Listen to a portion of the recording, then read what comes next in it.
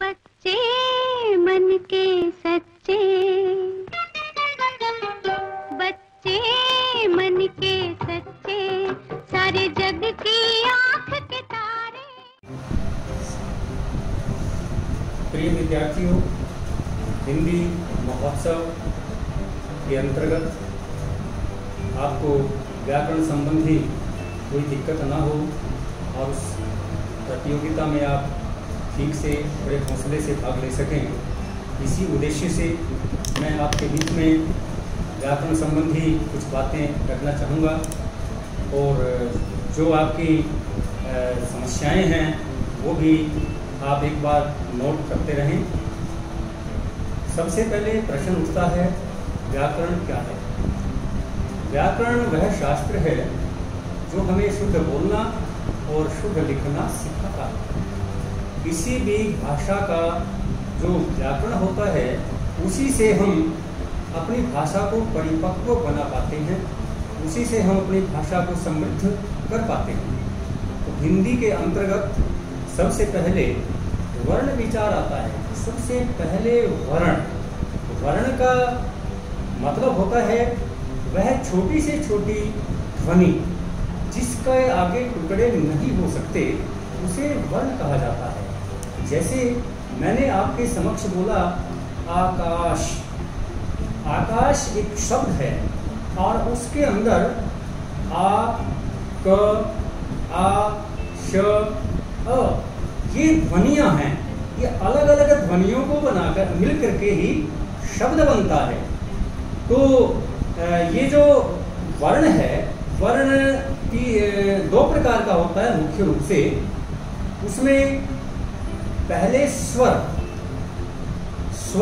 वे वर्ण होते हैं जिनके बोलने में किसी अन्य अक्षर की मदद न लेनी पड़े और वो स्वतः ही मुख से बाहर निकल जाएं। मैं बिल्कुल ही स्पष्ट तौर से आपको आसान ढंग से समझाना चाहूंगा। जिन अक्षरों को एक गूंगा व्यक्ति जो शब्द नहीं बोल पाता वो भी बोल ले, वो स्वर कहलाते हैं। जैसा कि आपने किसी गूंगे व्यक्ति को देखा होगा, वो अ करता है, आ ये भी बोल सकता है, ई ये भी बोल सकता है। लेकिन उसके लिए समस्या क्या होती है?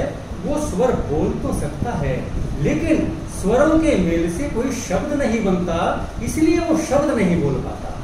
शब्द बनते हैं वर्णों के अंदर जो स्वर हैं और व्यंजन हैं, दोनों को मिलाकर के शब्द बनते हैं। तो प्यारे बच्चों, स्वरों के अंतर्गत अ, आ, ई, उ, री, ए, आई, ओ, औ, ये 11 स्वर होते हैं। तो इन 11 स्वरों के साथ साथ जो व्यंजन है, व्यंजनों की परिभाषा हम एक बार देख लेते हैं। व्यंजन कहते किसे हैं? जिन वर्णों को बोलने में स्वरों की मदद लेनी पड़े उन्हें व्यंजन कहा जाता है। जैसे मैं आपको बताना चाहूंगा, हमने बोला क, यहाँ क अ की मदद लेनी पड़ी तब का बोला गया। हमने बोला है कि, हमने क में ई की मदद लेनी पड़ी तब बोला गया। तो स्वरों की मदद लेने से ही व्यंजन बोले जा सकते हैं। तो व्यंजन 3 प्रकार के होते हैं, स्पर्श, अंतस्थ और ऊष्म। जो स्पर्श व्यंजन है, स्पर्श व्यंजन हम क से लेकर के म तक 5 वर्ग होते हैं। पहला वर्ग है क वर्ग, जिसके अंतर्गत आते हैं क, ख, ग, घ, अंग। यहां मैं एक बात बिल्कुल रेखांकित करना चाहूंगा। कवर्ग का जो अंतिम अक्षर है अंग, बच्चों आप लोग उसे बहुत बार गलत बोलते हो, उसको अड़ा बोलते हो, वो गलत उच्चारण है। हमने अंगा बोलना है। फिर दूसरा वर्ग है चवर्ग, च, छ, ज, झ, ञ। तीसरा वर्ग है टवर्ग, ट, ठ, ड, ढ, फिर है तवर्ग, त थ द ध न। फिर है पवर्ग, प फ ब भ म। ये हैं स्पर्श। उसके बाद य र ल व। ये जो 4 अक्षर हैं इन्हें ऊष अंतस्थ कहा जाता है, इन्हें अंतस्थ कहा जाता है। और उसके बाद जो अंतिम 4 अक्षर हैं, 4 व्यंजन हैं, श स स ह, इन्हें ऊष्म कहा जाता है। अब स्पर्श अंतस्थ ऊष्म इनका नाम क्यों पड़ा? जो स्पर्श हैं कैसे लेकर मैं तक, इनके बोलने में जीभ का कहीं न कहीं मुख के स्थान पर स्पर्श होता है, इसलिए इनको स्पर्श व्यंजन कहते हैं। और अंतिम जो 4 अक्षर हैं ऊष्म, उनके बोलने से मुख से गर्म हवा बाहर निकलती है और ऊष्म का मतलब भी गर्म होता है, इसलिए इन अक्षरों का नाम है ऊष्म। और जो इन दोनों के बीच में जो अक्षर आए य र ल व, इन्हें बोला जाता है अंतस्थ। अंतस्थ का मतलब होता है दो के बीच में, दोनों के बीच में है ये, इसलिए इनका नाम अंतस्थ है। तो स्वर और व्यंजन ये 2 प्रकार के आपने वर्णों के बारे में आज सीखा है और इससे संबंधित ही आपको प्रश्नावली दी जाएगी। एक मैं बात आपको बताना चाहूंगा, इसमें जो स्वर होते हैं वो 3 प्रकार के होते हैं। स्वरों में पहले होता है ह्रस्व स्वर। ह्रस्व का मतलब होता है जिसको बोलने में बहुत कम समय लगे, अर्थात एक मात्रा का समय लगे, जैसे अ, इ, उ। ये जो 4 अक्षर हैं अ, इ, उ, ऋ, ये ह्रस्व स्वर कहे जाते हैं। और फिर आता है दीर्घ स्वर। दीर्घ स्वर का मतलब होता है उस जिसको बोलने में ह्रस्व स्वर से 2 गुना समय लगे, जैसे आ, ई, उ, री।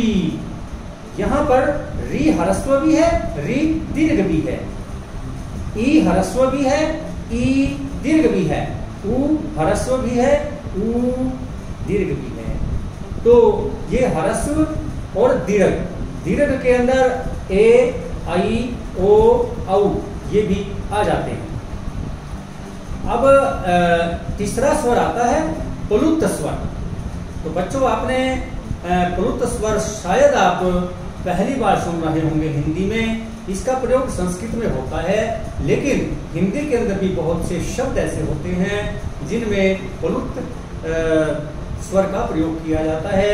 जैसे ओम, ओ के आगे आपने 3 लिखा देखा होगा, तो वहां ओ को प्लुत करके लिखा गया है और उसकी ध्वनि ह्रस्व से 3 गुना ज्यादा लंबी खिंच जाएगी। और किसी को जो दूर से पुकारना है, मान ले हमने राम को दूर से बुलाना है, तो हम बोलेंगे हे राम। हम जब म के अंदर आ है, उस ध्वनि को जब लंबा खींचते हैं वो प्लुत हो जाता है।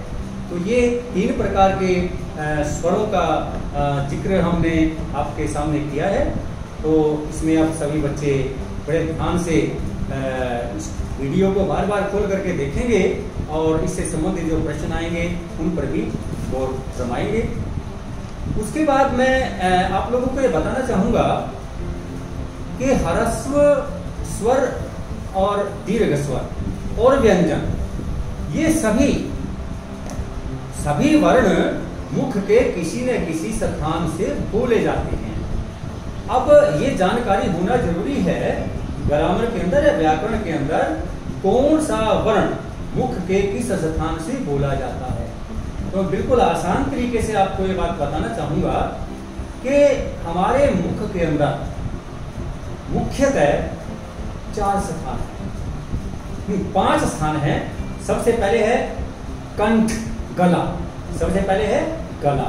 और गले से जब मुख के अंदर हम आगे की ओर बढ़ते हैं, फिर है तालु, तालु से आगे अगर हम आते हैं फिर है मूर्धा, और मूर्धा से आगे जब आते हैं दंत, और दंत से आगे जब हम बाहर आवाज निकालते हैं, हमारे ओठों पे आवाज आती है, वो है ओष्ठ। तो ये 5 हमारे स्थान हैं मुख्य। इन 5 स्थानों से अपने पूरे हिंदी के वर्ण बोले जाते हैं, लेकिन इस बात पर ध्यान देने की जरूरत है कौन सा वर्ण किस स्थान से बोला जाता है। तो बिल्कुल आसान तरीका मैं आपको बताऊंगा। सूत्र है छोटे छोटे, उनको आप ध्यान दीजिए। ए, कु, है, विसर्ग, ये कंठ से बोले जाते हैं। ए का मतलब ए और आ, कु का मतलब कवर्ग, क, ख, ग, घ, अंग, है भी एक जो व्यंजन है। और विसर्गे, जो विसर्गे आती हैं कई बार, उसका जिक्र हम बाद में करेंगे विसर्गों का। तो इनका उच्चारण स्थान गला होता है, इनकी आवाज गले से निकलती है। एक बार आप अगर बोल करके देखोगे तो आपको अभ्यास भी हो जाएगा। आप बोलिए अ, गले से सीधी आवाज आई। आप बोलिए क, हमारा जो जीभ का बिल्कुल पिछला हिस्सा है वो गले पे जाकर के लगता है।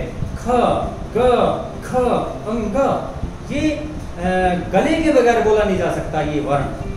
फिर आइए, गले के बाद आता है तालु। अब तालु से बोले जाने वाले जो वर्ण हैं ई, चू, य, श, इनका उच्चारण स्थान तालु है। अब ई का मतलब है ह्रस्व ई, दीर्घ ई, दोनों प्रकार की ई। य, गले से सीधी आवाज आई। आप बोलिए क, हमारा जो जीभ का बिल्कुल पिछला हिस्सा है वो गले पे जाकर के लगता है। ख, ग, ख, अंग, ये गले के बगैर बोला नहीं जा सकता ये वर्ण। फिर आइए, गले के बाद आता है तालु। अब तालु से बोले जाने वाले जो वर्ण हैं ई, चू, य, श, इनका उच्चारण स्थान तालु है। अब ई का मतलब है ह्रस्व ई, दीर्घ ई, दोनों प्रकार की ई। य और चवर्ग, चवर्ग च, छ, ज, झ, ञ, इनका उच्चारण स्थान तालु है। और एक जो शलगम वाला श, उसका उच्चारण स्थान तालु है। ई, चू, य, श, तालु।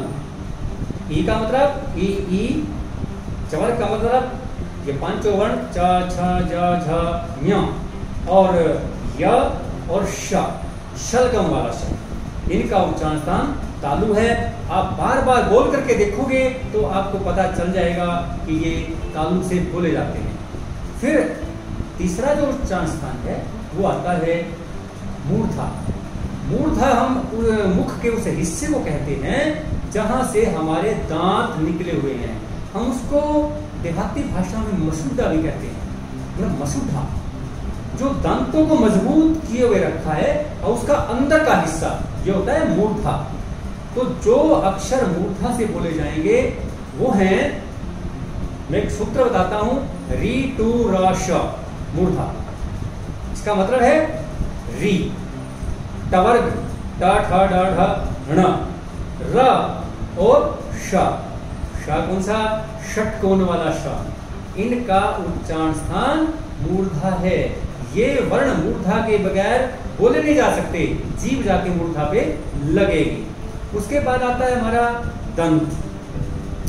दांत से बोले जाने वाले जो अक्षर हैं लरी, तू, ल, स, अर्थात लरी, ल में री की मात्रा डाल देते हैं वो लरी बन जाता है। तवर्ग, त, थ, द, ध, न। देखिए, बोल के देखिए, इनको बोलने में दांतों की आवश्यकता पड़ती है, जीभ दांतों पे जाके के लगती है। ल और स, सड़क वाला। तो ये 3 प्रकार के जो स हैं, हम कई बार इस भ्रांति में रहते हैं कि 3 प्रकार के स की आवश्यकता क्यों पड़ी। ये तीनों एक जैसे नहीं हैं, तीनों का उच्चारण अलग अलग है, ये तीनों अलग अलग हैं। तो हमें अगर उच्चारण स्थान का पता होगा तभी हम इनको शुद्ध बोल पाएंगे। उसके बाद आए ओष्ठ। ओष्ठ से बोले जाने वाले जो वर्ण हैं पवर्ग है, प, फ, ब, भ, म। आप देखिए, आप मुझे बोलता हुआ देख रहे होंगे, मेरे होठ भिड़ रहे हैं। प, फ, ब, भ, म। आप भी बोल के देखिए, आपके भी ओठ हिलेंगे, ओठ मिलेंगे तो ये ओठों से बोला जाता है। कुछ अक्षर ऐसे होते हैं जो दो स्थानों से मिल करके बोले जाते हैं, जैसे ए, आई, ये है कंठ तालु। ए, आई, कंठ तालु। कंठ और तालु ये दोनों स्थानों से बोला जाता है। ओ, औ, ये है कंठोष्ठ। और व, दंतोष्ठ, ये दांत और ओठों से मिल करके बोला जाता है। तो ये उच्चारण स्थान मैंने आपको बताए और उम्मीद करता हूं तो आप इनका बार बार अभ्यास करेंगे और आपके जो कंपटीशन के अंदर, आपकी प्रतियोगिता के अंदर ऐसे प्रश्न पूछे जा सकते हैं, उनका आप बिल्कुल हौसले से उत्तर देंगे। अब मैं